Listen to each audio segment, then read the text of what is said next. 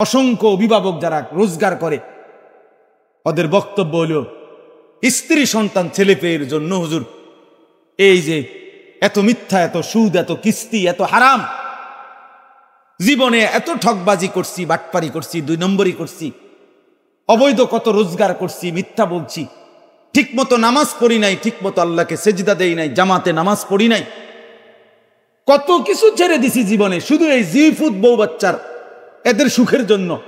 আহারে আহাম্মক, হায় বোকা, তোমার এটা কে বলছে? স্ত্রী সন্তানের জন্য সুদ নিতে তোমারে বলছে কে? স্ত্রী সন্তানের জন্য কিস্তি নিতে তোমারে বলছে কে? বউ বাচ্চার বিল্ডিং শেষ করার জন্য সুদ নিতে হবে, কিস্তি নিতে হবে, হারাম করতে হবে। এই কয়টা টাকা বেতনের চাকরির জন্য,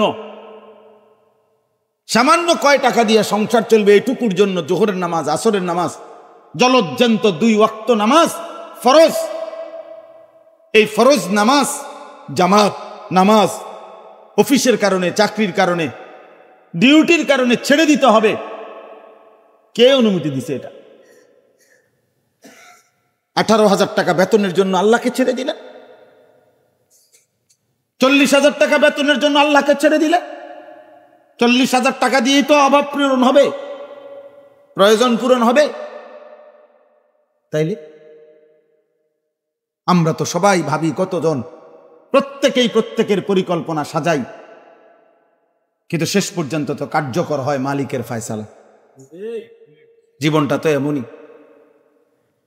আমাদের সব কিছু যদিও মনে হয় নিখুঁত সাজানো, কিন্তু বাস্তবতা হইল ফয়সালা তো আসমানে।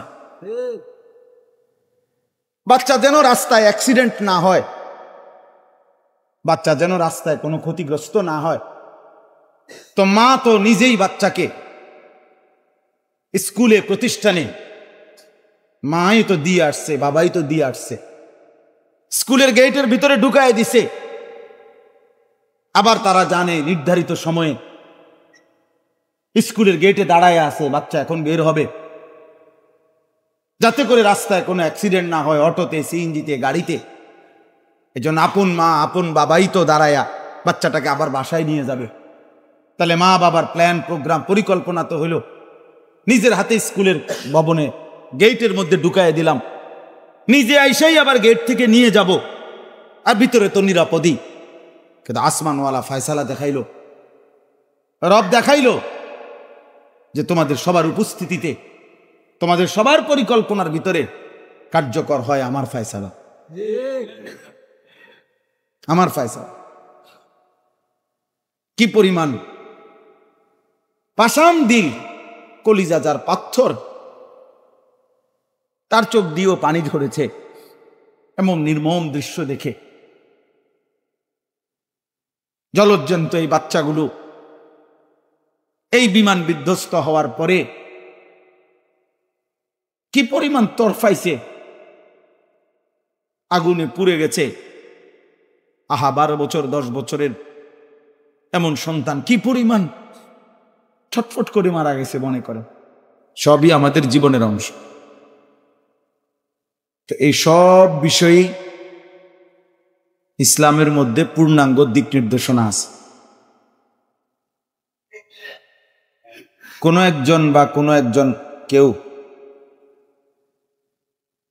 কোনো একটা বিষয় যদি ঠিকমতো বলতে না পারে, মনে করেন কোনো আলেম,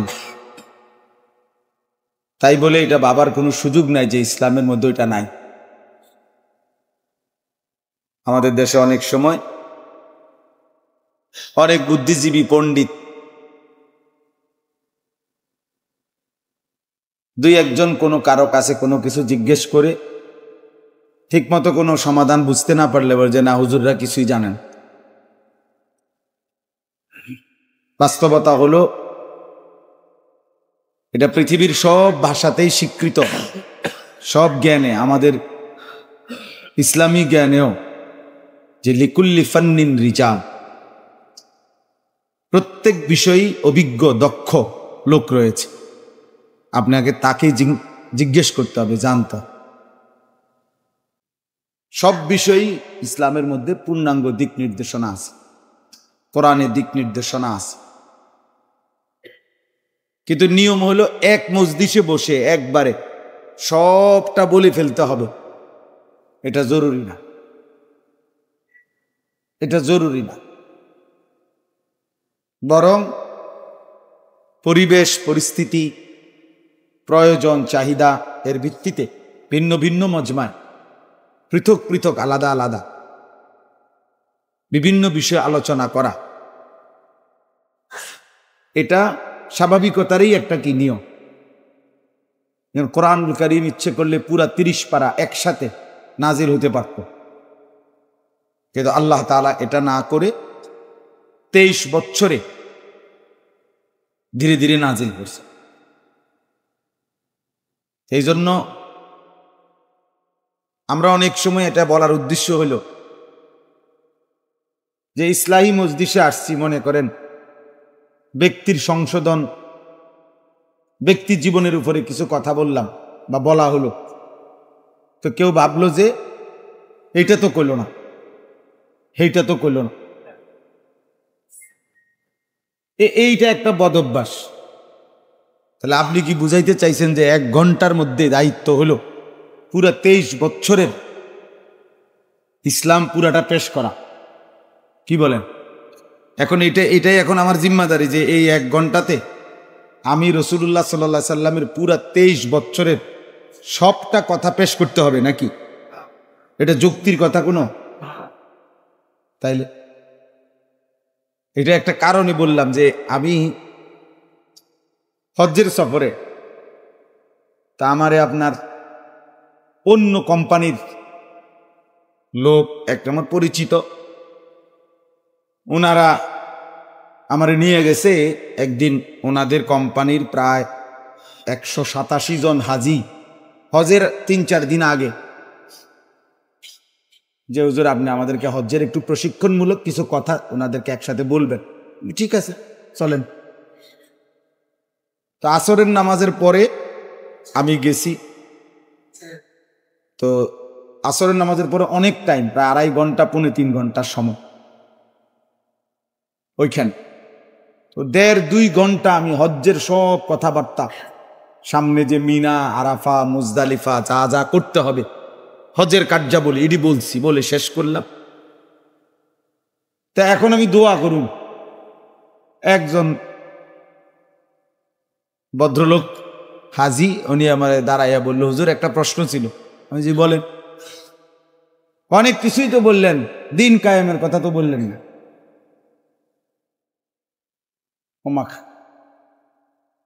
তা আমি বললাম যে আপনি কি জিগাইলেন আমারে, কি বললেন? এখন এটা কি হজ্জের কথা যে বললাম, এটা কি রাত কায়েমের কথা কইলাম? এটা দিন না। আর আমারে তো বলছে ওনারা যে হজ্জের 3 দিন পরে হজ, আপনি আইছেন হজ করতে মক্কা শরীফ। তা আমি এখন এই মজমাতে আপনার জন্য বাংলাদেশের এই রাজনীতি, বর্তমান বাংলাদেশের যে রাষ্ট্রে কে কারে ভোট দিবেন, এটাই তো বুঝানো আপনার দায়িত্ব নাকি? হ্যাঁ ভূয়া বলেন না? হজ্জের সময়, হজ সামনে 3 দিন আগে যারা হাজি হজ করতে গেছে মক্কা শরীফ বসে, আমার দায়িত্ব যে আপনারা এই মুহূর্তে কাকে ভোট দিবেন এটা বুঝানো এখানে দায়িত্ব না আমার। তো ওনারা বলছে হজ্জের কি করতে, প্রশিক্ষণমূলক কথা বল, আমি এটা বলবো না? তো এই জন্য বললাম আর কি, একটা উদ্দেশ্য হলো ইসলাহী মজলিস একটা ভিন্ন ফিকির। এই ফিকিরটা হলো ব্যক্তির নিজের সংশোধন, নিজের পরিবর্তন, প্রত্যেকেই নিজের জীবন গঠন, অর্থাৎ কাজ অনেক আছে। নিজ পরিবার, ঘর সংসার, দেশ জাতি রাষ্ট্র সব ব্যাপারেই বলা দরকার, সব ব্যাপারেই ঠিক হওয়া দরকার, সব ব্যাপারেই দিক নির্দেশনা দরকার। কিন্তু যেহেতু মজমার নাম হলো ইসলাহী মজলিস, অতএব এখানে মূল ফিকির হলো ইসলাহে নফস, আত্মসংশোধন, নিজের সংশোধন। অতএব এটা খেয়াল রাখতে হবে। দাওয়াত ও তাবলীগের কোনো সাথী আল্লাহর দিকে মানুষকে দাওয়াত, এইটার গুরুত্ব বলছে আপনাকে। 1 ঘন্টা 40 মিনিট বয়ান করে আপনি বললেন এইটা তো কইলেন না, এটা কোনো কথা না, বরং নিয়ম হলো যখন যেই মজমা যে উদ্দেশ্যে কায়েম হয় ওই উদ্দেশ্যকেই কি করে ধরা, তুলে ধরা, ওইটাই পেশ করা, ওইটাই তুলে ধরা। তো আজকে আলহামদুলিল্লাহ আপনারা কষ্ট করে আসছেন। আমার প্রথম কথা হলো এটা, ইসলাহি মাহফিল আমি আপনি প্রত্যেকের মধ্যে এটা মনে রাখতে হবে। ইসলাহি মজলিস এই নামের মূল ফিকির হলো, উদ্দেশ্য হলো ইসলাহের নফস, আত্মসংশোধন, নিজের সংশোধন, নিজের সংশোধন, নিজের সংশোধন ভীষণ জরুরি, ভীষণ জরুরি। কোরআনুল কারীমের মধ্যে আছে, আল্লাহ তাআলা বলেন, ইয়া আইয়ুহাল্লাযীনা আমানু আলাইকুম আনফুসাকুম, হে ঈমানদারগণ তোমরা প্রত্যেকেই আলজিমু মজবুতভাবে ধরো, আনফুসাকুম তোমাদের নিজেকে, তোমরা প্রত্যেকেই তোমাদের নিজেকে দৃঢ়ভাবে মজবুতভাবে ধরো। অর্থ হলো নিজেকে গড়ো, নিজেকে সাজিয়ে তোলো, নিজের জীবন গড়ো। লা ইয়াদুররুকুম মান দাল্লা ইযা ইহতাদাইতুম, আল্লাহ বলছে মুমিন তুমি যদি নিজে হেদায়েতের উপরে উঠে যাও, দ্বীনের উপরে, তো এবার গোটা কায়নাতের, গোটা পৃথিবীর কেউ কোনো গোমরাহ তোমাকে আর পথ হারা করতে পারবে না, পথ হারা করতে পারবে। এজন্য নিজেকে ঈমান আমলের উপরে গড়ে তোলা, নিজের জিন্দেগি ঈমান আমলের উপরে গড়ে তোলা, আখিরাতের আলোকে গড়ে তোলা খুব জরুরি, খুব জরুরি। কোরআনুল কারীমের মধ্যে আছে, ইয়া আইয়ুহাল্লাযীনা আমানু কু আনফুসাকুম ওয়া আহলিকুম নারা, হে ঈমানদারগণ তোমরা সকলেই নিজেকে বাঁচাও জাহান্নামের আগুন থেকে, এবং পরিবারের সদস্যদেরকেও বাঁচাও জাহান্নামের আগুন থেকে। এখানে কিন্তু কথাটা দুইভাবে আলগা বলছে, নিজেকে বাঁচাও, এরপরে আলাদা বলছে এবং পরিবারের সদস্যদেরকে বাঁচাও। এমনি বললেন কেন? হে ঈমানদারগণ তোমরা সকলেই নিজেকে বাঁচাও, এভাবে বলতে পারতেন না, আলাদা করে আল্লাহ বলছে নিজেকে বাঁচাও, পরিবারের সদস্যদেরকেও এবং বাঁচাও। অর্থ হইল যদি কখনো জীবন চলার পথে এমনও হয় যে তোমার পরিবারের একজন সদস্যও আর আল্লাহকে মানে না, তোমার হাজার বলা হাজার চেষ্টার পরেও, তখন তুমি একা হলেও নিজেকে জাহান্নামের আগুন থেকে বাঁচাও। একাই, যে ঠিক আছে আর কেউ শুনলো না, কেউ মানলো না আমার কথা, আমার ফ্যামিলি আমার উল্টো, কিন্তু তারপরেও ওই অবস্থাতেও নিজের ঈমান আমল, নিজের আখিরাতের ব্যাপারে হাল ছাড়বা না, নিজেকে একা হলেও জাহান্নাম থেকে বাঁচা। হযরত ইব্রাহিম আলাইহিস সালামের আপন মা বাবা, কোরআনুল কারীমের মধ্যে আছে, যখন তিনি মূর্তির বিরুদ্ধে বলছেন, ওনার আব্বা সরাসরি ধমক দিছে, বলছে লা ইল্লাম তানতাহি লা আরজুমান্নাকা ওয়াহজুরনি মালিয়া। বলছে ইব্রাহিম যদি তুমি মূর্তি পূজা, আমার মূর্তির বিরোধিতা ছেড়ে না দাও, অর্থাৎ মূর্তির বিরোধিতা না ছাড়ো, তো লা আরজুমান্নাকা আমি বাবা হয়ে তুমি সন্তানকে পাথর মেরে মেরে ফেলবে, রজম করবো মানে পাথর মারবে, ওয়াহজুরনি মালিয়া তেজ্য পুত্র করে বের করে দেবে তোমারে। তো কোরআনুল কারীমের মধ্যে আছে স্পষ্ট, ইব্রাহিম আলাইহিস সালাম তখন বলছে আব্বা ঠিক আছে, আতাজিলুকুম ওয়া মা তাদউনা মিন দুনিল্লাহ, আমি আপনাদেরকেও ছেড়ে দিলাম, আপনারা যেই মূর্তির পূজা করেন এগুলোও ছেড়ে দিলাম, ওয়া আদউ রাব্বি, আমি একাই আমার রব আল্লাহকে ডাক দিলাম। আসা আল্লাহ আকুনা বিদুআই রাব্বি শাকিয়া, আমি বিশ্বাস করি আমার সেই রবকে ডেকে কেউ কোনোদিন বঞ্চিত হয় না। তাইলে কি বোঝা গেল? আমি একাই, अगरचे बुथे जमात की आस्तीनों में मुझे है हुक्म खुदा ला इलाहा इल्लल्लाह। আল্লামা ইকবাল বলছেন মুমিন হবে এমন, ইমানদার বলবে যে যদি আমার সম্প্রদায়ের প্রত্যেকের বগলে হাতে একটা একটা মূর্তি থাকে, বুথ মানে মূর্তি থাকে, আমাকে যদি সেই মূর্তির মাঝেও দাঁড় করানো হয়, আমি সেখানে দাঁড়িয়েও বলবো লা ইলাহা ইল্লাল্লাহ। আসহাবে কাহাফের 7 জন যুবক বাদশার সামনে, ওইখানে বাদশা উপস্থিত, পুরা দেশবাসী উপস্থিত, তাদের বাবা মা বংশধর সবাই উপস্থিত। এই সবার সামনে বলছে লান নাদউ মিন দুনিহি ইলাহান, আল্লাহকে ছাড়া আমরা আর কাউকে ইলাহ হিসাবে ডাকবো না। লাকাদ কুলনা ইদান শাতাতা, যদি আল্লাহকে ছাড়া কাউকে ডাকি নিঃসন্দেহে সেটা গ্রহিত অন্যায় অপরাধ হিসাবে বিবেচনা হবে। আল্লাহকে ছাড়া ডাকবো, আল্লাহকে ছাড়া ডাকবো। এই জন্য বাপ নিজের সংশোধন, নিজের ঈমান, নিজের আমল, নিজের আখিরাত ফিকির করা এটা জরুরি। এই জন্য উলামায়ে কেরামের এটা একটা ভিন্ন মেহনত। আপনাদের জন্য জুমার নামাজের বয়ান হয়, এটা একটা মেহনত। ইসলামী মহাসম্মেলন হয়, এটা একটা মেহনত। তাফসিরুল কোরআন মাহফিল হয়, এটা একটা মেহনত। এরকম বহুভাবে মেহনত হয়। দাওয়াত ও তাবলীগের মেহনত, তো ইসলাহী মেহনত, অর্থাৎ ব্যক্তি কমপক্ষে এতটুকু যে নিজের আত্মসংশোধনের দিকে যত্নবান থাকুক, যত্নবান থাকুক। আমরা একটা কথা মনে রাখেন, আমি কিংবা আপনি যার দ্বারাই হোক, আমার দ্বারা যদি এই পৃথিবীর 10 জন মানুষ আমার সারা জীবনেও যদি আল্লাহমুখী না হয়, এতে কোনো অসুবিধা নাই। কিন্তু আমি যদি ঈমান আমলে নাফরমান হই, আমার জাহান্নাম নিশ্চিত। কমপক্ষে আমাকে আমার হিসাবটুকু তো দিতে হবে, দিতে হবে কিনা বলেন নাকি? এটুকুর থেকে তো মুক্তি মিলবে না, এতটুকু তো মুক্তি মিলবে না। এই জন্য আমি আপনাদের কাছে ইসলাহী মজলিসের উদ্দেশ্যটা বললাম। হযরত হুযায়ফা রাসূলুল্লাহ সাল্লাল্লাহু আলাইহি সাল্লামের একজন বিখ্যাত সাহাবী, হুযায়ফাতুল ইয়ামান।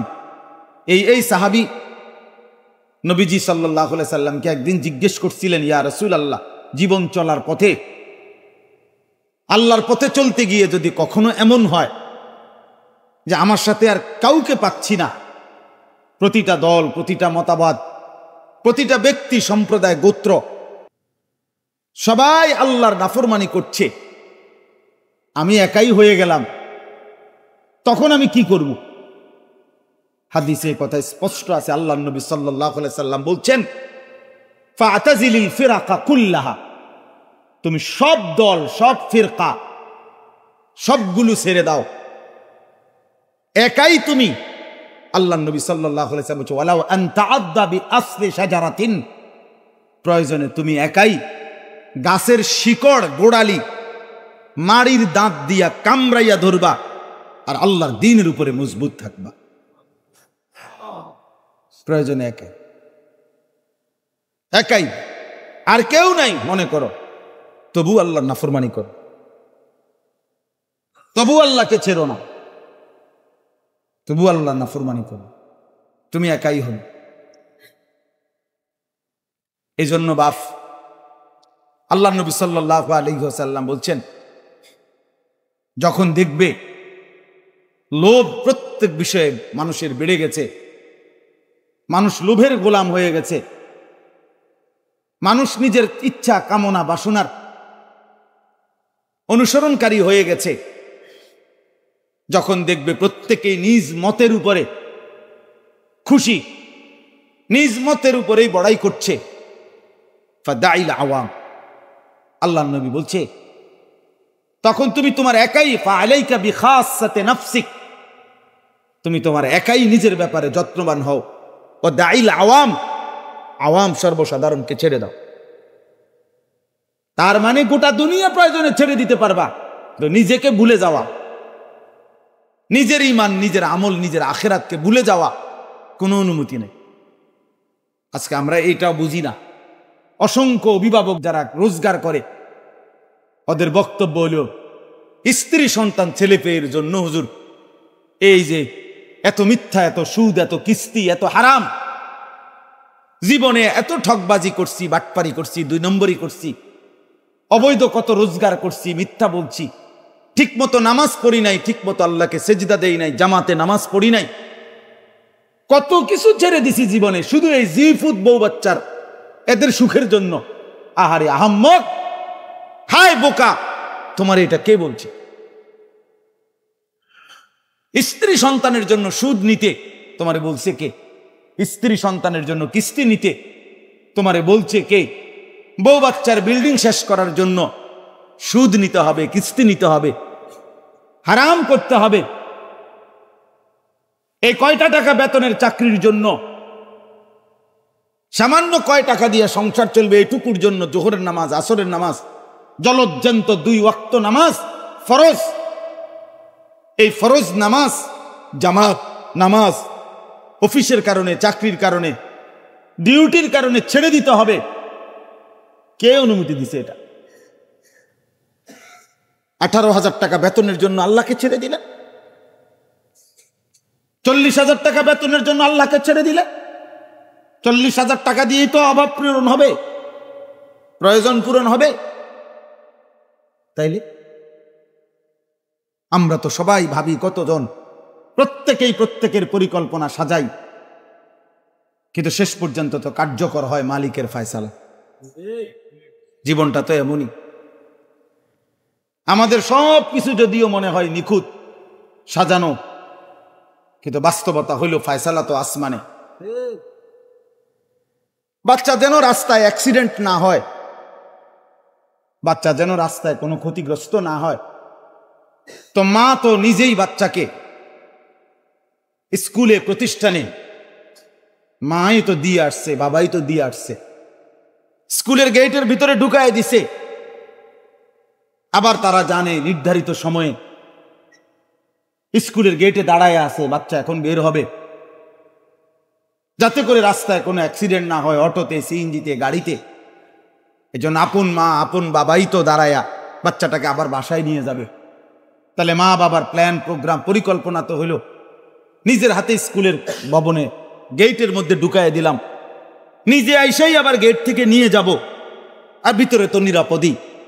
কিন্তু আসমানওয়ালা ফয়সালা দেখাইল, রব দেখাইল যে তোমাদের সবার উপস্থিতিতে, তোমাদের সবার পরিকল্পনার ভিতরে কার্যকর হয় আমার ফয়সালা, আমার ফয়সালা। কি পরিমাণ পাষাণ দিল, কলিজা যার পাথর, তার চোখ দিয়েও পানি ঝরেছে এমন নির্মম দৃশ্য দেখে। জলজ্জন্ত এই বাচ্চাগুলো এই বিমান বিধ্বস্ত হওয়ার পরে কি পরিমাণ তরফাইছে, আগুনে পুড়ে গেছে। আহা, 12 বছর 10 বছরের এমন সন্তান কি পরিমাণ ছটফট করে মারা গেছে, মনে করে কি পরিমাণ ছটফট করে মারা গেছে। এই জন্য বাপ, আমাদের কারো পরিকল্পনাই যথেষ্ট না, আমাদের কারোই নিরাপত্তা, আমাদের সাজানো নিরাপত্তা যথেষ্ট না। কোরআনুল কারীমের মধ্যে আছে ওয়াজআলুকুম, আজকে যারা বসছো ভাইয়া, প্রতিটা ঘটনাই আমাদেরকে সবক দেয়। নাফরমান আমরা ভুলে যাই, শয়তান বুলায়া দেয়, নফস আমাদেরকে বুলায়া দেয়। কোরআনুল কারীমের মধ্যে আল্লাহ তাআলা বলছেন ওয়াজআলুকুম খুলাফা আল আরদ, আল্লাহ তাআলা তার প্রতিনিধি হিসাবে জমিনের মধ্যে তিনি তোমাদেরকে থাকতে দিচ্ছেন। আল্লাহ থাকতে দিচ্ছেন। আমার আপনার স্থায়িত্ব, বেঁচে থাকা, সুস্থতা, নিরাপত্তা প্রতি সেকেন্ড, প্রতি মিনিটের মূলত রবের ফয়সালা। কার ফয়সালা? আল্লাহর ফয়সালা। তিনি যতক্ষণ সুস্থ রাখবেন, যতক্ষণ স্বাভাবিক রাখবেন, নিরাপদ রাখবেন, এটাই নিরাপদ। আপনার আমার ব্যক্তিগত ব্যবস্থাপনা এ ধোঁকা, ধোঁকা না। উত্তরা মাইলস্টোন স্কুল অ্যান্ড কলেজের তাদের ব্যক্তিগত নিরাপত্তার তো কোনো ঘাটতি ছিল না। এটা অত্যাধুনিক স্কুল, বাংলাদেশের শীর্ষ নাম করা প্রতিষ্ঠান যে কয়েকটা, এর মধ্যে এটা মানে প্রথম সারির যদি 10টার নাম আসে এর মধ্যে এটা একটা। আমার ঘনিষ্ঠ ক্লাসমেটও ওই মাদ্রাসার শিক্ষক, আরে ওই স্কুলের টিচার, বাকি সে ওই ভবনের না, অন্য ভবনের টিচার ছিল। তাইলে এই জন্য বললাম ভাইয়া, মূলত আমরা আল্লাহ তাআলার ফয়সালা, আল্লাহ বলছে ওয়াজআলুকুম খুলাফা আল আরদ, আল্লাহ তাআলা বলছেন আমি রাখছি তোমাদের জমিনে, আমি রাখছি তোমাদেরকে, আমি রাখছি, আমি থাকতে দিছি বলেই থাকতে পারতেছ, আমি সূর্য দিচ্ছি বলে আলো পাচ্ছ, আমি চন্দ্র দিচ্ছি বলেই চন্দ্র পাচ্ছ, আমি রোদ দেই বলে আলোকিত হয়, আমি অন্ধকারে ঢেকে দেই বলে কালো রাত হয়, আমি ঘুম দেই বলে ঘুম যাও, আমি চোখ মেলে দেই বলে ঘুম থেকে জেগে ওঠো, আমি নিঃশ্বাস অনুমতি দেই বলে ভিতরে ঢোকে বাইরে বের হয়। অতএব বাপ আমার, বন্ধু আমার, বিশেষ করে কিশোর নওজোয়ান, প্রিয় বন্ধু, প্রিয় ভাই, আল্লাহকে চেনো, আল্লাহকে চেনো, আল্লাহকে চেনো। আল্লাহর নাফরমানি করে বেনামাজি জিন্দেগি করে সুখ মিলবে না, নিরাপত্তা মিলবে না, ইজ্জত মিলবে না। আল্লাহ নবী সাল্লাল্লাহু আলাইহি সাল্লাম বলছে ইন্নাদ দুনিয়া হুলওয়াতুন খাদিরা, দুনিয়া বড় মিষ্টি, বড় সবুজ সতেজ, বড় সুন্দর। নবীজি বলছে ওয়া ইন্নাল্লাহা মুস্তাখলিফুকুম ফিহা, নিশ্চয়ই আল্লাহ তোমাদেরকে এই জমিনে বসবাস করার সুযোগ দিয়েছেন। ফায়ানজুরা কাইফা তা'মালুন, সব দিয়ে নবীজি বলেন আল্লাহ তাআলা দেখতেছেন কাইফা তা'মালুন, তোমরা কে কেমন আমল করছো। আল্লাহ তাআলা কোরআনেও বলছেন এই কথা, সূরা কাহফ, ইন্না জাআলনা মা আলাল আরদি জিনাতাল লাহা, জমিনের সব কিছু আমি আল্লাহ বানিয়েছি সৌন্দর্যের উপকরণ হিসাবে, জিনাত সৌন্দর্য। কেন? লিনাবলুয়াহুম, আমার বান্দাদেরকে পরীক্ষা করার জন্য। আইয়ুহুম আহসানু আমালা, কার আমল কতটা সুন্দর, তার আমল কতটা সুন্দর। সব মানুষের ছবি যারা উড়াইতেছেন ভাইয়া, ভালো করে উড়ান, দাঁড়াইয়া একটা একটা করে মানুষের ছবি উড়ান, একজন একজন করে উঠান, প্রত্যেকের ছবি, চশমা, টুপি আপনি উড়ান। পকেটে কোনো টাকা আসেনি এটাও উড়ান, পকেটে কোনো চাবি আসেনি এটাও উড়ান, কারণ কাম তো থাকতে হইব একটা, বুঝেন না? যার কাম নাই তা আকাম তো করে সময়টা তো পার করতে হইব, বুঝেন? হুজুরের ওয়াজ দিয়ে আমি কিনবো, আমি তো এই ডকেরে, আমি তো এই জাতের, কাজে আমার দায়িত্ব হইল, আমারে জীবনে খোদায় পাঠাইছে, পৃথিবীতে বানাইছে, একটা মোবাইল দিয়া 24 ঘন্টা এটা দিয়া ছবি উঠামো, যা পাবো, হ্যাঁ সব, গরু, ছাগল, কুকুর, বিড়াল, মানুষ, গরু, হাঁস, মুরগি, সুস্থ অসুস্থ, পাগল, প্রতিবন্ধী, পাবলিক, হুজুর, জোয়ান, বুড়া, কালা, দলা, যেটা পাও, যেখানে যা দেখিবে শুধুই ছবি উঠাবে। এই হলো নওজোয়ানের। কয়েকজনরে দেখতেছি মানে ঘুরাইতেছে,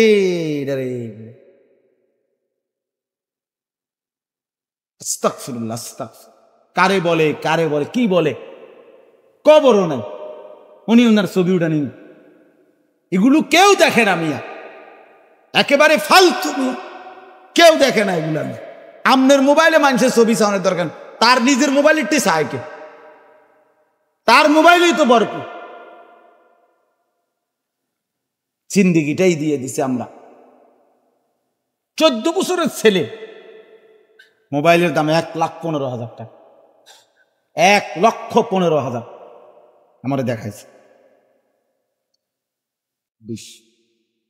আবার মঙ্গলবার আসবে, কিন্তু সেটা 22 তারিখ না, সেটা হয়তো 29 তারিখ। আল্লাহ আমাদেরকে বুঝার তৌফিক দান করে।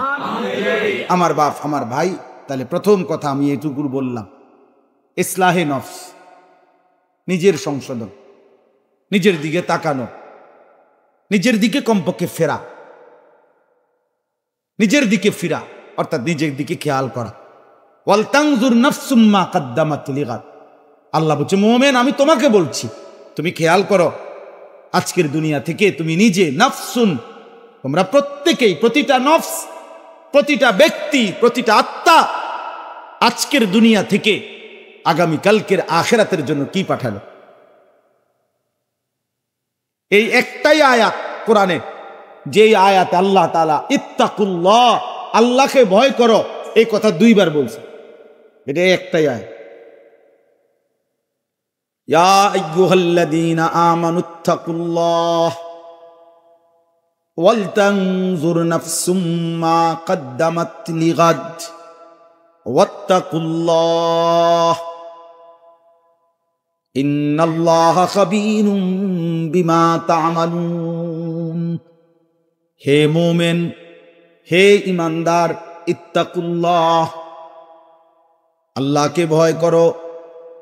ওয়াল তানজুর নাফসুম মা কদ্দামাত লিগাদ, প্রত্যেকেই, প্রতিটা নফস, প্রতিটা আত্মা, প্রতিটা ব্যক্তি, প্রত্যেকেই আলাদা আলাদা, পৃথক পৃথক লক্ষ্য করো, খেয়াল করো, মা কদ্দামাত লিগাদ, গাদিন মানে আগামীকাল, আগামীকাল আখিরাতের জন্য আজকের দুনিয়া থেকে তুমি কি পাঠিয়েছো।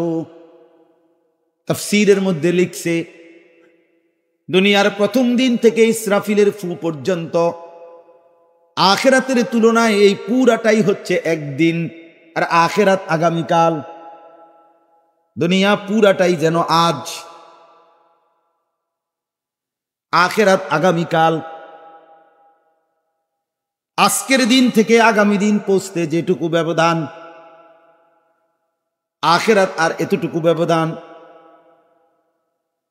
লম্বা না, লম্বা না। কোরআনুল কারীমে আল্লাহ বলছে আল্লাহু সারিউল হিসাব, আমি আল্লাহ আখিরাতের হিসাব নেব খুব দ্রুত, খুব দ্রুত।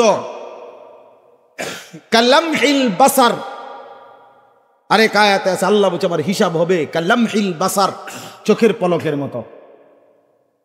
নবীজি বলছে কাদরু হালবি শাতিন, কোন মানুষ বকরি ছাগলের দুধ দোহাইতে যেটুকু সময় লাগে, গাভীর দুধ, বকরির দুধ, এই দুধ দোহাইতে যেটুকু সময় বিচারের ময়দান তার চাইতে কম, হাসর এর চাইতে কম। অথচ কোরআনের অন্য আয়াতে আছে আল্লাহ তাআলা বলছে হাসরের ময়দানের একদিন 50 আলফা সানা, 50,000 বছর। কত হাজার বছর? কিন্তু খোদার কসম বন্ধু, মূল বিষয় হলো পেরেশানি, অস্থিরতা। এটা মনে হবে 50,000 বছরকে মুহূর্ত, মুহূর্ত, অস্থিরতা, পেরেশানি।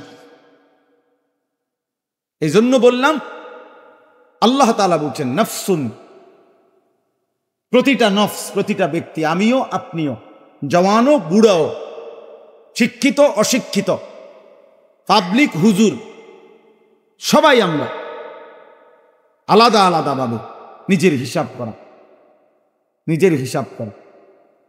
সমস্ত নবীগণ পর্যন্ত মানুষকে দিবানিশি আল্লাহর দিকে ডাকছেন, একাকিত্বে আল্লাহর কাছে নিজের জন্য প্রার্থনা করছেন, নিজের জন্য আলাদা। আল্লাহুম্মা হাসিবনি হিসাবান ইয়াসীরা, এই যে নবী বলছেন 5 ওয়াক্ত নামাজের পরে আল্লাহুম্মা হাসিবনি হিসাবান ইয়াসীরা, আল্লাহ আপনার এই বন্ধু মুহাম্মদের হিসাব হাসরের দিনে সহজ করে দেন। হাসিবিনি, ইব্রাহিম আলাইহিস সালামের মতো নবী কোরআনুল কারীমের মধ্যে আছে আল্লাহকে বলছেন রব্বি লা তুখজিনি ইয়াউমা ইউবাসুন ইয়াউমা লা ইয়ানফাউ মালুন ওয়ালা বানুন। আল্লাহ যেদিন সম্পদ সন্তান কিছুই কোনো উপকারে আসবে না, সেই হাসরের কঠিন ময়দানে আমি ইব্রাহিমকে বেইজ্জতি করবেন না। এই যে আলাদাভাবে কি ফিকির করছেন? নিজের ফিকির। নূহ আলাইহিস সালাম দোয়া করছেন, রব্বি গফিরলি ওয়ালিওয়ালিদাইয়া ওয়ালিমান দাখালা বাইতিয়া মুমিনান ওয়ালিল মুমিনিনা ওয়াল মুমিনাত। রব্বি গফিরলি, আল্লাহ আমারে মাফ করে দেন। এই যে আলাদা বলছেন, আলাদা দোয়া করছেন, আলাদা ফিকির করছেন, নিজের আলাদা ফিকির করছেন। এই জন্য আজকের এতগুলো কথা, মানে ওলামায়ে কেরামের এই উদ্যোগ, আপনারা মহব্বতের দৃষ্টিতে, প্রশংসার দৃষ্টিতে দেখবেন যে এমন গরম, এই গরমেরই মানুষে ওয়াজ করে, আর টাইম নাই, আছে এই দিনও ওয়াজ হইব। আপনি যেদিনের অপেক্ষা আছেন ওই দিনও ওয়াজ হইব, আইজ হইব, বুঝলেন নাই? আপনি বলেন আর কোন দিন হলে সুবিধা হইতো, সেটাও বলে রাখেন ওনা করে, ওনারা ওই সময় আয়োজন করুন। শীতেও হবে, গরমেও হবে, রোদেও হবে, বৃষ্টিতেও হবে, হবে না? হাওয়া দরকার। কুল নারু জাহান্নামা আশাদ্দু হাররা। রব্বুল আলামিন বলেন, বন্ধু বলে দেন, জাহান্নামের আযাবের গরম এর চাইতে অনেক বেশি। আশাদ্দু হাররা। দুনিয়ার আগুন যদি এত নিমিষেই এই বাচ্চাগুলোকে যদি জ্বালাইয়া ছাই করে ফেলে, আল্লাহর নবী সাল্লাল্লাহু আলাইহি সাল্লাম বলেন, তোমাদের দুনিয়ার এই আগুনের চাইতে আরো 69 গুণ বেশি জাহান্নামের আগুনের গরম। নারুকুম হাযিহি জুজউম মিন 70 জুজআম মিন নারি জাহান্নাম। আল্লাহর নবী সাল্লাল্লাহু আলাইহি সাল্লাম বলছে, তোমাদের দুনিয়ার আগুন জাহান্নামের আগুনের 70 ভাগের 1 ভাগ। তাহলে দুনিয়ার আগুনের চাইতে আরো 69 গুণ বেশি গরম, উত্তাপ জাহান্নামের আগুন। এই গরমের হালাত যদি হয়, এই সবখান থেকে আবেদন করছে। আমরা যে কতক্ষণ দেখছি, কালকে দেখাইছে সবাই, বহু লোক আবদার করছে, দেখলাম কমেন্টসে, মোবাইলে, যে ভাই এই বাচ্চাদের এই জ্বলা পোড়া ছবি, এগুলা বাচ্চাদের এগুলা দিয়েন না মোবাইলে। বাকিরা কি হয়ে যাবে? পাগল হয়ে যাবে বাচ্চারা, বাকি ছেলে পেলে এগুলো এটা দেখলে ভয়ে আতঙ্কে অস্থির হয়ে যাবে। মিনিটের মধ্যেই, পলকের মধ্যেই, 2, 4, 5, 10 মিনিটের ভিতরেই ছেলেগুলো পুড়ে ছাই হয়ে গেছে। তাহলে দুনিয়ার আগুন যদি এমন হয়, জাহান্নামের আগুন কেমন হবে? জাহান্নামের আগুন কেমন হবে? প্রিয় ছেলেরা, বেনামাজি বাপ, তোদেরকে বলি, এত লক্ষ আলেম এত 1000 বার মিথ্যা বলে না। জাহান্নাম হবে বন্ধু, আগুন হবে, আগুন হবে। বেনামাজি সন্তান, নিজের চালাক মনে করো না। এত 1450 বছর ধরে এই কবর, হাসর, আখেরাত, জান্নাত, জাহান্নামের কথা গত 1450 বছর ধরে বলা হচ্ছে। মিথ্যা কথা এতদিন বলে না, বানোয়াটি কথা এতদিন চলে না। এটা সত্য, এটা নিশ্চিত। এটা কি? জাহান্নাম নিশ্চিত। অতএব সেজদা দিও বাপ। যারা বেনামাজি, হাত জোড় করে বললাম, আল্লাহকে সেজদা দে। মা সালাকাকুম ফি সাকার ক্বালু লাম নাকু মিনাল মুসাল্লিন। রব্বুল আলামিন বলেন, ফেরেশতারা জাহান্নামীকে, বহু লোককে জিজ্ঞেস করবে, মা সালাকাকুম ফি সাকার, এই নাফরমান জাহান্নামে কেন আসলি? ক্বালু লাম নাকু মিনাল মুসাল্লিন। এক জাহান্নামী বলবে, লাম নাকু মিনাল মুসাল্লিন, নামাজি ছিলাম না। কি ছিলাম না? এজন্য জাহান্নামী। ফাওয়াইলুল লিল মুসাল্লিন আল্লাযীনা হুম আন সালাতিহিম সাহুন।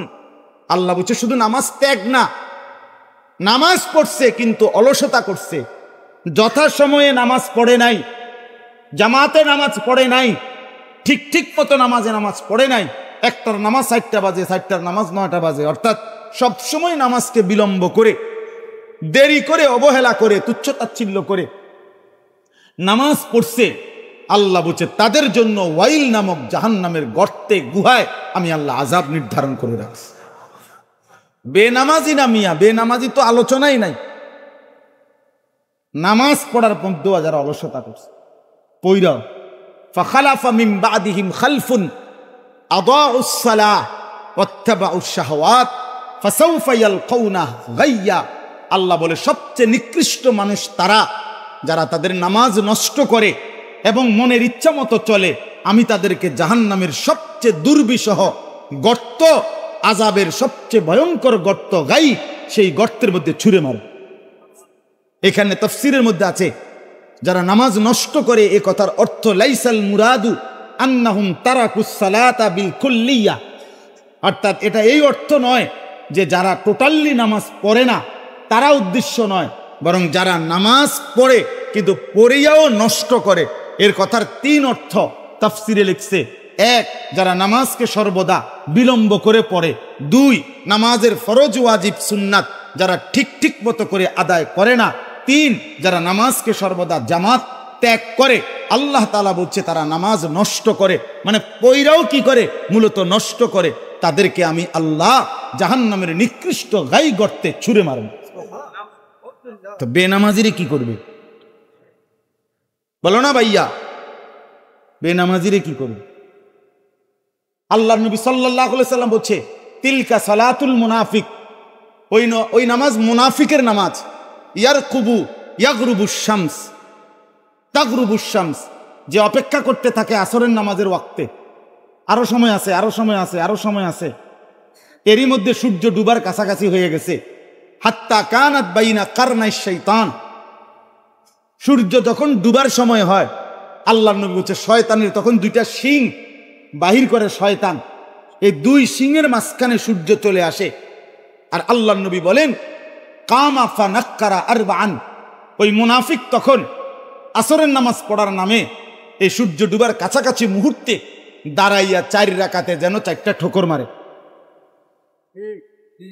নবী বলছে এটা মুনাফিকের নামাজ, মুনাফিকের নামাজ, মুনাফিকের। 3 বার বলছে, 3 বার বলছে। তাহলে কারে বলছে? বেনামাজি রে। কথা বলে না কেন? না না, নামাজি কিন্তু কি করে? পিছায়।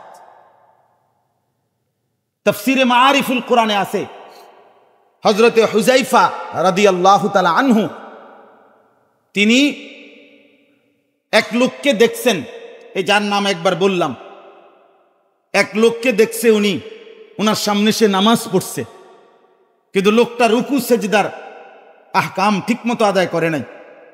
তিনি তাকে ডাক দিছে নামাজ শেষ করার পর, আর তারে জিজ্ঞাসা করছে, আমনে এই আয়াতের তাফসীরে আছে মাআরিফুল কোরআন, সূরা মরিয়ম 59 নম্বর আয়াত। তো এখানে লিখছে হুযায়ফা রাদিয়াল্লাহু তাআলা ওই লোককে ডাকছে, ডাইকা বলছে তুমি এইভাবে নামাজ আজকে কতদিন ধরে পড়ো? ওই লোক বলছে গত 40 বছর ধরে আমি এভাবে নামাজ পড়ি। আল্লাহর কসম, উনি বলেন হুযায়ফা রাদিয়াল্লাহু তাআলা সাহাবী বলতেছে গত 40 বছরে তুমি এক ওয়াক্ত নামাজ আদায় করো নাই।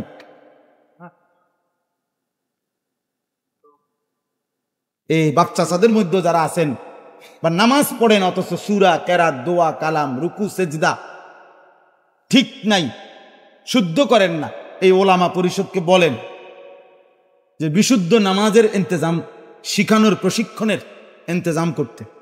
এখন সব আছে এখানে, বলেন আপনারা, আমরাও বললাম ইনশাআল্লাহ। এলাকাবাসীর জন্য, মহল্লাবাসীর জন্য 3 দিনের, 2 দিনের, 1 দিনের, একজনই শুনুক, একজনই শিখুক, কিন্তু এদের ওযু নামাজ ঠিক হওয়া দরকার। আহা, কত আল্লাহর বান্দা হয়তো একটু দেখায় দিলে, 10টা মিনিট মস্ক করায় দিলে ওনার রুকুটা ঠিক হয়ে যাইত। কত আল্লাহর বান্দা তার ওযুটা ঠিক হয়ে যাইত। ফরজ গোসলটা যদি নাকের নরম জায়গায় পানিটা কেমনে পৌঁছাবে, ফরজ একটু দেখাই দিত, ঠিক হয়ে যেত। হয়তো একটু না দেখানোর কারণে, না জানার কারণে বেচারা বছরের পর বছর গোসল করতেছে, কিন্তু ফরজ গোসল আদায় হয় না। মনে করে হুজুর রেডি, এগুলো কোনো বিষয় নিয়ে উযু, গোসল, পেশাব, পায়খানা। হাদিসের মধ্যে আছে, আবু দাউদ শরীফের স্পষ্ট হাদিস, আপনার আবু দাউদ শরীফ আছে, মদিনার মুনাফিকরা, ইয়াহুদিরা রাসূলুল্লাহ সাল্লাল্লাহু আলাইহি সাল্লামের সাহাবীকে জিজ্ঞেস করছে, লাকাদ আল্লামাকুম নবিয়ুকুম কুল্লা শাই হাত্তাল খিরআ, হে বেটা তোমাকে ওইটা কি নবী? এটা বলে শ্রেষ্ঠ নবী, এগুলা নি শিখায়। তো তিনি বলছে কি শিখায়? কয় যে বাথরুমে বইব কেমনে, কোন পাও দিয়া বইব, কয়টা ডিলা ব্যবহার করবো, এডিনি কথা, এগুলো নি শিখায়। আল্লাহর কসম সাহাবী বলতেছে বড় গলায়, আজাল হবে এটা শিখায় তিনি শুধু তুমি যেদূর জানো এদূর শিখায় না। কয়টা ডিলা নেমু আমরা, 3টা না 5টা, এইটাও শিখায়। তোমার ভাল লাগে নিসা? আমরা কওমি মাদ্রাসার উলামায়ে কেরামকে বহু সময়, বহু মানুষ অনেক সময় বিদ্রুপ করে যে পৃথিবী আগায় গেছে, আপনারা অনেক লইয়া বইয়া রয়েছেন।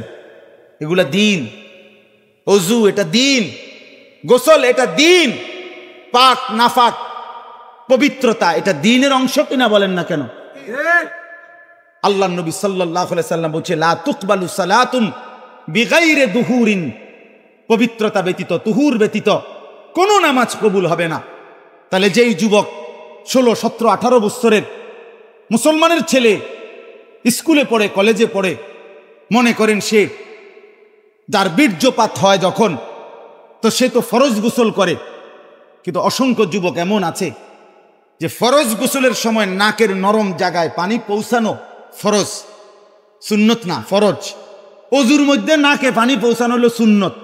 এজন্য অজুতে নাকে পানি সামান্য হইলেও সারে, এটা একটু কম হইলেও কি নাই, সমস্যা নাই। কিন্তু ফরজ গোসল তখন নাকের নরম জায়গা পর্যন্ত যদি পানি না পৌঁছে তো ফরজ আদায় হবে না।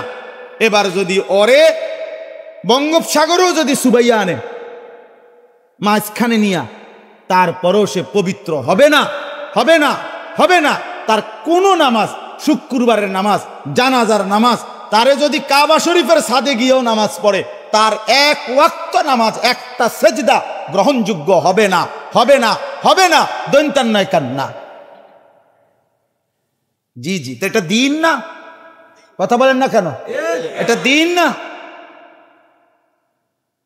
না, এগুলো ছোটখাটো। আমি এবারও মক্কা শরীফ একজনের লগে ইসলাম প্রতিষ্ঠার স্বপ্নে বিভোর, যে হুজুর সব আপনারা এই ছোটখাটো বিষয় নিয়ে সবসময় পড়ে থাকেন। পরে আমি শুধু একটা কথাই বলছি, ভাইয়া আমি আপনারা হাত জোর করে বলি, দুজন একসাথে খাইছি আমরা, আমার কোনো ঝগড়া নাই, কিন্তু আপনি শুধু আমারে বলেন ইসলামে ছোটখাটো বিষয় কোনটা আর বড় বড় বিষয় কোনটা, এটা কে ঠিক করে দিছে, কেমনে ঠিক করে, এটা কার সিদ্ধান্ত? মানে এটা কেমনে ফয়সালা করছেন যে অজু, গোসল, নামাজ, পাক নাফাক, হালাল হারাম এগুলো ছোটখাটো বিষয়? হ্যাঁ, আর শুধুই ইলেকশন, শুধুই ভোটের প্রস্তুতি, এটাই ইসলামের বড় বিষয়। এই সিদ্ধান্তটা কোরআনের কোন আয়াত, ইসলামের কোন সিদ্ধান্তের ভিত্তিতে? বলেন মৌলানা সাহেব, বলেন। আসেনি এমন কথা যে এটা কে ফয়সালা দেয়? বড় ঠিক করে কই, ছোটটা ঠিক করে কে? আমি বলছি এরপরে যে আমি আপনার ঘরে যেটাই কই এইটাই দেখুন ছোটখাটো বিষয়, যেটাই বলে এটাই কোন ছোটখাটো বিষয়। আর যার কোনো নামাজে হয় না তার এটা কি ছোটখাটো বিষয় মিয়া? তার আখিরাতটা বরবাদ হয়ে গেল না? সে আফসোস করবেন, আহারে বুঝিয়ে এই কদ্দুর ভুলের লাগে আমি শেষ হয়ে গেলাম, আহারে এই ভুলটা তো আমার 2 মিনিটে ঠিক করা সম্ভব ছিল। এই নাকের নরম জায়গায় পানি পৌঁছানো এটা তো 5 মিনিটেই ঠিক করা কি সম্ভব? তো 5টা মিনিটের বেখেয়ালির কারণে তার 30 বছর মাটি হয়ে গেল। মামুলি এটা? তার কি মামুলি ক্ষতি হইল না বিরাট ক্ষতি হয়ে গেল? হ্যাঁ, এই জন্য আমি শুরুতেই এই কথাটা বলছি, বলে নিছি। এ কারণে অর্থ হইল এই মজমাতে বসে সব ঠিক করে দিতে হবে এটা না, বরং প্রত্যেকটাই দরকার। ব্যক্তি, ঘর, সমাজ, রাষ্ট্র, দেশ, রাষ্ট্র, রাজনীতি সবই দরকার। প্রত্যেক ব্যাপারে ইসলামের মধ্যে পূর্ণাঙ্গ দিক নির্দেশনা আছে কিনা বলেন? স্বামী স্ত্রীর একান্ত মিলনে এই ব্যাপারে ইসলামের দিক নির্দেশনা আছে কিনা? আছে। আবার রাষ্ট্র পরিচালনায় ইসলামের দিক নির্দেশনা আছে কিনা বলেন? সব দরকার। রাসূলুল্লাহ সাল্লাল্লাহু আলাইহি সাল্লামের জবানের সবকিছুই দামি। ইসলামের ছোট থেকে ছোটটাও ছোট না, আর বড় থেকে বড়টাও ফেলে দেওয়ার মতো না, বরং প্রত্যেকটাই ইসলাম, প্রত্যেকটাই আমার উপরে যার যেটা বিধান প্রত্যেকটাই ঠিক ঠিক মতো পালন করা আমাদের উপরে জরুর। আমার কথা শেষ। এবার শুধু আমি তর্জমা বলে আমার কথা শেষ করছি।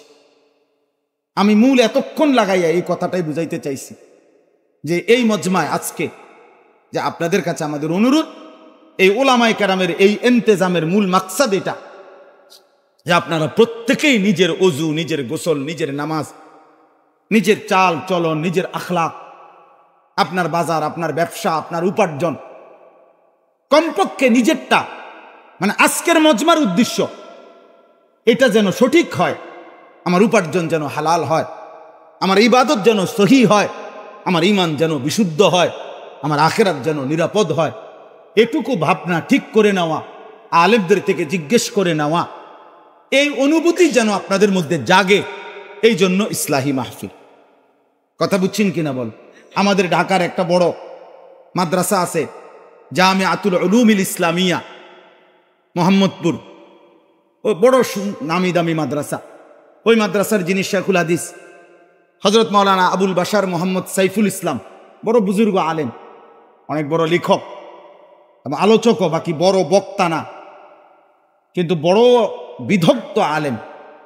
হুজুর এক কথার মধ্যে আফসুস করে বলছেন যে আমাদের দেশের ব্যবসায়ী যে পরিমাণ আলেমদের কাছে তাবিজের জন্য, যে হুজুর এরম একটা লাল লেখা কাগজের মধ্যে লাল কালি দিয়া, জাফরান দিয়া, যেটা দিয়ে হোক একটা কিছু লেখা দেন, যেটা দোকানে ঝুলাইয়া রাখলে কাস্টমারের একটা সাফাসাফি লেগে যায়, বেচা কিনার জন্য একটা ফিডাফিডি লাগে একদম। এরুন তাবিজ কোনটা কোনটা আছে হুজুর, হাদিয়া যত লাগে লাগো, 20,000 1 টাকা হোক আর 40,000 1 টাকা হোক, টাকা নেন, তাবিজ দেন। কিসের দোকানের মধ্যে যেন বেচা কিনা হয়।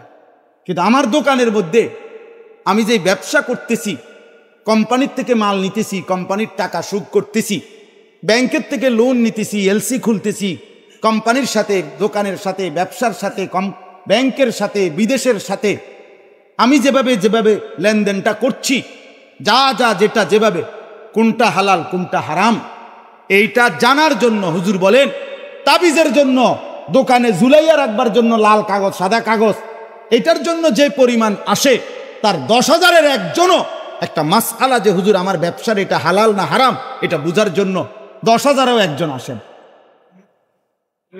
না। বরঞ্চ কত হইলো হুজুর, এই 200 টাকা দিছি, ক্যাশটার মধ্যে শেয়ার যেটা এটার মধ্যে আমরা বয়াইলাম, দোকান যেমনে যেটা আছে, ব্যবসা আমার যেমনে যেমনে আমি করতেছি এমনি থাকবে, আপনি শুধু এই 200 টাকা দিয়া আল্লাহর কাছে বলে দেন, আল্লাহ যেন আমার এই অবস্থাতে রাখিয়ে বরকত দেন।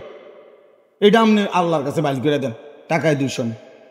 আপনি কোনো কিছুর দিকে তাকাইয়েন না, কোনটাকে কোনা দিয়ে টেলিভিশন আপনি মারতেন না, এটা এনে থাকবে, এটা আমি সেটিং করছি, আপনি বুঝতেন না, এটা আপনি বুঝতেন না, এটা একটা সেটিং আছে, এটা আমি রাখছি একটু বাঁকা করে, বুঝেন না? এখানে হালাল হারামের কি নাই, আপনি এগুলো বুঝছেন না। আমার দরকার হইলো আপনারে 500 দিলাম, 1000 দিলাম, এইটার উপরে আপনি যেন বরকতের কি করে দেন। এটাই দিন, এটাই উচিত ছিল আমাদের, বলেন না? তাহলে আমাদের জীবনের মধ্যে হালাল হারামের কোনো গুরুত্ব নাই, বলেন? কুলু মিম্মা ফিল আরদি হালালান তাইয়্যিবা। এজন্য দয়া করে আজকে এই কথাটাই বললাম, আপনারা আমরা আমাদের এই ছোট্ট জীবন, আমাদের এই সংক্ষিপ্ত জীবন বাস্তবিক অর্থে আল্লাহর সন্তুষ্টির জন্য, আখিরাতের আশায় আমরা আল্লাহর কাছে দিয়েই দিছি, আল্লাহর কাছে দিয়েই দিছি। তো আল্লাহ তাআলা বলেন, ওয়ামিনান নাসি মান ইয়াশরি নাফসাহু বিতিগা মারদাতিল্লাহ। আল্লাহ তাআলা বলছে, নবী আপনার সাহাবীদের মধ্যে অসংখ্য সাহাবী এমন যারা তাদের এই জীবন আমি আল্লাহর সন্তুষ্টির জন্য বিক্রি করে দিছে, আমি আল্লাহকে দিয়ে দিছে। আল্লাহু রাউফুম বিল ইবাদ, আর আল্লাহ ওই বান্দাদের ব্যাপারে খুব বেশি দয়া মায়াশীল। সুবহানাল্লাহ। অতএব আমাদের সিদ্ধান্ত হওয়া উচিত যে আমরা আমাদের এই ছোট্ট জীবনটা আল্লাহর জন্য দিয়ে দিলাম। আমার জিন্দেগি রাসূলের তরিকায় আমার জিন্দেগি। ইয়া আইয়ুহাল্লাযীনা আমানু দুখুলু ফিস সিলমি কাফা। আল্লাহ তাআলা বলছে, বান্দা মুমিন দুইটা চারটা পাঁচটা, দুই চার পাঁচটা ভালো কাজ, নেক কাজে নিজেকে আখিরাতের জন্য যথেষ্ট মনে করো না, ইসলামকে যথেষ্ট মনে করো না, বরং পরিপূর্ণ ইসলামের মধ্যে ঢুকো। তোমার ঈমানও ঠিক করো, তোমার আমলও ঠিক করো, তোমার লেনদেনও ঠিক করো, তোমার আচরণও ঠিক করো, আখলাকও ঠিক করো। এই পাঁচটি জিনিস ঠিক করার নাম পূর্ণাঙ্গ ইসলাম। নিজের ঈমান, ইবাদাত, মুআমালাত, মুআশারাত, আখলাক, নিজের আকীদা বিশ্বাস, নিজের আমল, লেনদেন, পারস্পরিক আচরণ, উত্তম আখলাক। উদখুলু ফিস সিলমি কাফা। আমরা বহু ভদ্রলোক, বহু মানুষ দুই চারটা ভালো কাজ করছে, মনে করেন মসজিদের মধ্যে উনি 2 কাতার টাইলস নিয়ে দিছে, লাগাই দিছে, এই তো বেহেস্ত। উনি এটা বুঝ নিয়ে নিছে যে আল্লাহর রহমতে বেহেস্ত তো যাওই না, তেমন লোক নাই।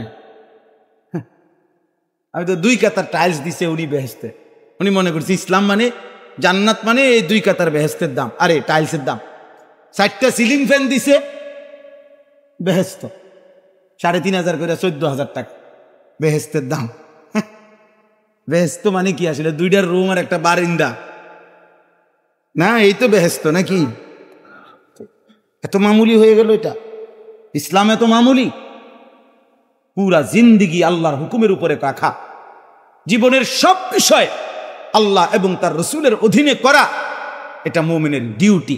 ওয়ালা তাত্তাবিউ খুতুওয়াতিশ শাইতান।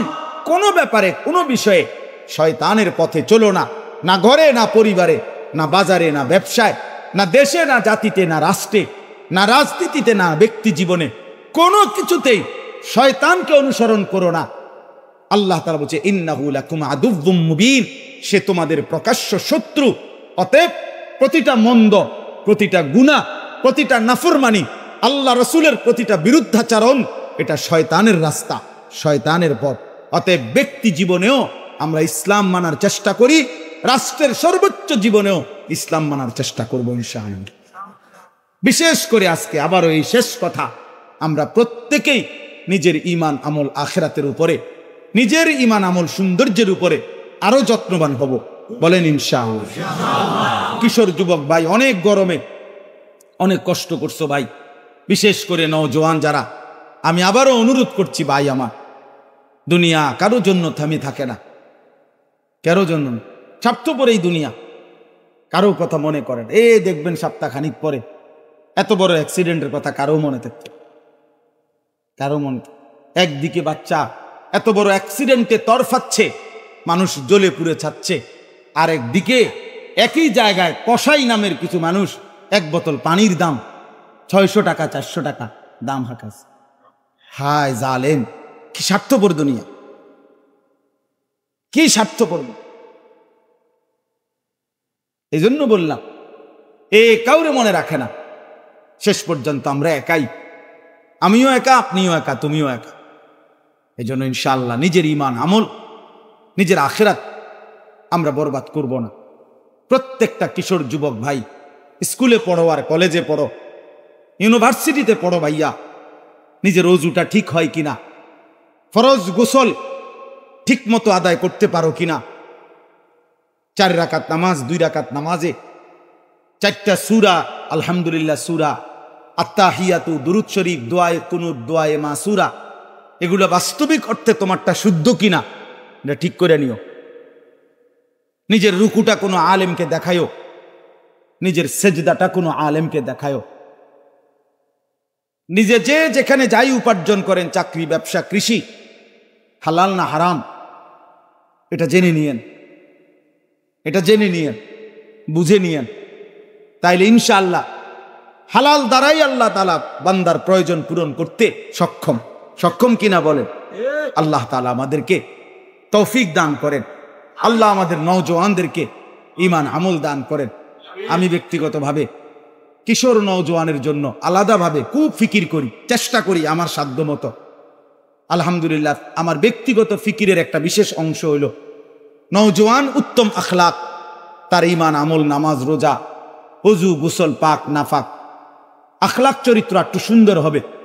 এই ফিকিরে আলহামদুলিল্লাহ এই বছর ফেব্রুয়ারি মাসে আমি আমার মাদ্রাসা কুমিল্লা ক্যান্টনমেন্ট ময়নামতি সাহেবের বাজার, ওইখানে একদিনের জন্য প্রথম উদ্যোগ নিয়ে 8ই ফেব্রুয়ারি এবছর আমি সকাল 10টা থেকে সন্ধ্যা পর্যন্ত, মাগরিবের আগ পর্যন্ত একদিনের ইসলাহি মজলিস করছিলাম, শুধু 15 থেকে 30 বছরের নিচে কিশোর যুবকদের জন্য। একবারে এন্ট্রিভুক্ত প্রায় 450 থেকে 500 ছেলে আসছিল, যেখানে কোনো 30 ঊর্ধ্ব কাউরে বসতে দিছিলাম না, শুধু এই সাইজের লোক ছেলেরাই বসবে। আলহামদুলিল্লাহ, ব্যক্তিগত আখলাক চরিত্রের কিছু বিষয়, কিছু ওযু নামাজের বিষয়, পাক নাফাকের বিষয় ধারাবাহিকভাবে আমরা ওলামায়ে কেরামের মাধ্যমে আমি নিজেও বলার চেষ্টা করছি। আমার শায়েখ আল্লামা মুফতি মুশতাকুন নবী কাসেমি হুজুর আসছেন, হুজুর বলছেন। তো এই বছর আবার আলহামদুলিল্লাহ এখন এই মাস আগস্ট মাসে, এই সামনে যে মাস আসতেছে, এই মাসের 5, 6, 7 এই 3 দিন, মঙ্গলবার, বুধবার, বৃহস্পতিবার, আগস্টের এই 3 দিন আমার মাদ্রাসাও এই সপ্তাহটা বন্ধ থাকবে। ওই সপ্তাহটা, এই বন্ধকালীন এই সপ্তাহের 3 দিন ইনশাআল্লাহ আমার মাদ্রাসায় আমরা এই 15 থেকে 30 বছর বয়সী স্কুল, কলেজ, ইউনিভার্সিটির যেখানকারই ছাত্র অথবা পড়ালেখা করে না অথচ এই বয়সী এমন ছেলেদের জন্য 3 দিন লাগাতার থাইকা মাদ্রাসায় ইনশাআল্লাহ থাকা খাওয়ার আমরা ব্যবস্থা করব। কোনো টাকা পয়সা লাগবে না, শুধু শরীরটা লইয়া যাইব। 3 দিন রাইখা আমি নিজেও 3 দিন কোনো মাহফিল রাখি নাই, নিজেও থাকমু রাত দিন। আমার সাথে আরো মোট 11 জন আলেম, কালকেও আমরা মিটিং করছি ইনশাআল্লাহ, ওনারা সহ থাকবে। এই দিন রাত ছেলেদের যে কয়জনে হয়, 5 জন হোক আর 50 জন হোক, ওযু, গোসল, নামাজ, তায়াম্মুম, সূরা, কেরাত, রুকু, সেজদা, কিছু প্রয়োজনীয় হালাল হারামের কথা, ঈমান, কুফর, শিরিক, চরিত্র বিধ্বংসী গুনাহ বাচ্চা ছেলেদের তার থেকে বেঁচে থাকার কিছু মাধ্যম ইত্যাদি বিষয় নিয়ে ধারাবাহিক প্রশিক্ষণ, তরবিয়াতি কোর্স আমরা আয়োজন করেছি। এজন্য এখানেও আহ্বান করলাম, যদি কোনো কিশোর যুবক, মাদ্রাসার ছাত্র না, মাদ্রাসার ছাত্রের জন্য তো মাদ্রাসাই ব্যবস্থা আছে, জেনারেল লাইনের হোক অথবা পড়ালেখা করে না এমনও হোক, এমন কারো সুযোগ থাকলে 5, 6, 7 এই 3 দিন আমাদের মাদ্রাসায় যাওয়ার চেষ্টা করলে ইনশাআল্লাহ সুযোগ আছে আমাদের। আমরা দাওয়াত দিলাম, যদি কোনো কিশোর যুবক মন চায় যাওয়ার চেষ্টা করলেও ফিকির হলে এটাই যে ঈমান, আমল, নামাজ, রোজা, ওযু, গোসল সুন্দর হোক, একটা ছেলে নিজের আত্মসংশোধনের দিকে যত্নবান হোক। আল্লাহ তাআলা আমাদেরকে তৌফিক দান করেন। শরীয়তপুর ওলামা পরিষদ, ভেদরগঞ্জ ইউনিয়ন, আরে উপজেলা, ইনারাও ইনশাআল্লাহ এমন আরো কার্যকর উদ্যোগ যার দ্বারা উম্মতের ফায়দা হবে, আল্লাহ যেন ওনাদেরকেও এমন ফিকিরে আরো দ্বীনি কাজ করার তৌফিক দান করে। আল্লাহ তাআলা উলামায়ে কেরামের ফিকির মেহনত কবুল করেন। আপনাদের এই বসে থাকা কষ্ট সব আল্লাহ কবুল করেন, আমিন। সুবহানাল্লাহি ওয়া বিহামদিহি, সুবহানাকাল্লাহুম্মা বিহামদিকা, আশহাদু আল্লা ইলাহা ইল্লা আনতা, আস্তাগফিরুকা ওয়া আতুবু ইলাইক। আমার মাদ্রাসার আরো ঠিকানা ও আমার নামে যে সমস্ত বয়ান আছে এগুলোর মধ্যে সার্চ দিলে পাওয়া যাবে, ঠিকানা, ফোন নাম্বার, যাওয়ার সব আছে, ওখান থেকে খুঁজে নিলেও পাওয়া যায়। আলহামদুলিল্লাহি রাব্বিল আলামিন।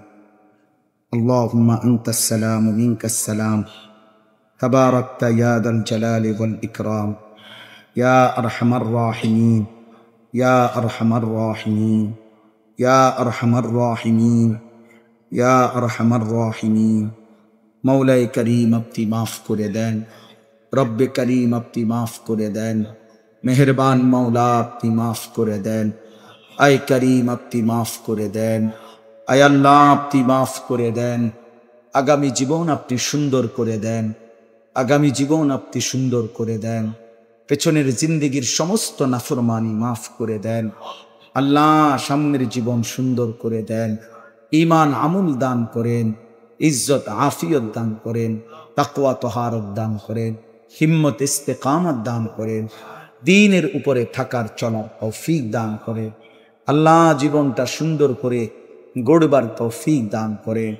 সেজদাওয়ালা কপাল বানিয়ে দেন, কাঁদনেওয়ালা চোখ বানিয়ে দেন, জিকিরওয়ালা জবান বানিয়ে দেন, মোহাব্বতওয়ালা দিল বানিয়ে দেন।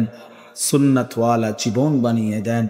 আল্লাহ হালাল হারামের পার্থক্য মেনে চলার তৌফিক দান করেন, দিন মানার তৌফিক দান করেন।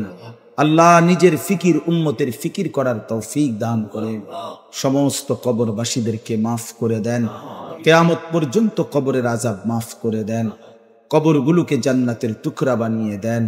আল্লাহ আমাদের প্রত্যেকের খানদান বংশধর যারা কবরে মাফ করে দেন না, অসুস্থ বিমারি যারা শিফা করে দেন, প্রত্যেকের কামাই রুজিতে হালাল বরকত দান করেন, হারাম থেকে বাঁচান, হারাম থেকে বাঁচান মওলা, হারাম থেকে বাঁচান, নাজায়েজ থেকে বাঁচান। আমার কিশোর যুবক ছেলেগুলোকে নামাজি বানিয়ে দেন, নামাজি বানিয়ে দেন, চরিত্রবান বানিয়ে দেন, উত্তম আখলাকওয়ালা বানিয়ে দেন। আগামীর পৃথিবীতে ইসলামের জন্য এই নওজোয়ান ভাইদেরকে কবুল করে নেন। দাজ্জালের বিরুদ্ধে লড়বার মতো ঈমান দান করেন, মাহদীর সৈনিক হওয়ার মতো প্রস্তুতি নেওয়ার তৌফিক দান করেন, জিহাদ ফি সাবিলিল্লাহর নূর দান করেন, আগামীর পতাকা উড়াবার তৌফিক দান করেন। আল্লাহ আমার দেশকে নিরাপদ করে দেন, আমার দেশকে নিরাপদ করে দেন, আমার দেশকে নিরাপদ করে দেন। প্রতিটা মানুষের জান মাল ইজ্জত আবরু হেফাজত করেন। আল্লাহ যেই মাসুম বাচ্চাগুলো আল্লাহ অকাতরে জীবন দিল, শাহাদাতের মৃত্যুবরণ করলো, আল্লাহ তাদের খানদান মা বাপকে সবরে জামিল দান করেন। আল্লাহ উত্তরার আল্লাহ এই বাচ্চাগুলোর মা বাপকে ধৈর্য ধরার তৌফিক দান করেন। আল্লাহ আই কারীম অসুস্থ যে বাচ্চাগুলো, অগ্নিদগ্ধ যে বাচ্চাগুলো, এদেরকে শিফা করে দেন। আর কোনো মায়ের বুক যেন খালি না হয়, আর কোন মায়ের বুক যেন খালি, মায়ের কান্না মায়ের আহাজারিতে আল্লাহ আল্লাহ জমিন ও আসমান কাঁপছে মামলা। আল্লাহ আল্লাহ যে এই ছোট্ট অ্যাক্সিডেন্টে, ছোট্ট এক বিমান দুর্ঘটনায় যদি আহাজারি এমন হয়, গাজা ফিলিস্তিনের আহাজারি কেমন তাহলে মামলা।